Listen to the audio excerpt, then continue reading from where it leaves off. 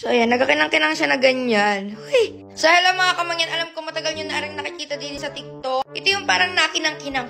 Hala, nakinang-kinang. Alam nyo kasi sobrang ganda na rin. Diga, dapat yan yung pang kinang-kinang lang sa mga ganyan.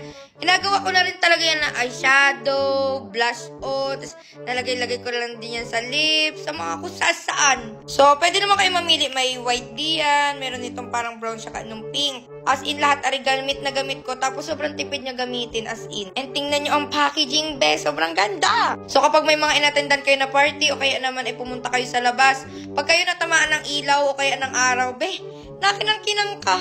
So, sampulan natin dito sa ilong. Yung ganyan siya, oh. So, ayan, ganyan siya, oh. Tingnan nyo, sobrang kinang-kinang. Tapos, pag nilagay nyo siya, ayan, oh. Yun, ganon. Pwede din to sa hair para pag natamaan ng ilaw, ang ganda. Ito naman pink, ito yung madalas na inagawa kong parang blush-blush dyan. Lagyan natin ng filter para mas makita nyo yung ilaw-ilaw. So, ayan, nagkakinang-kinang siya na ganyan. Uy! So, yan, lagay ka to sa yellow basket. Ay, for the go!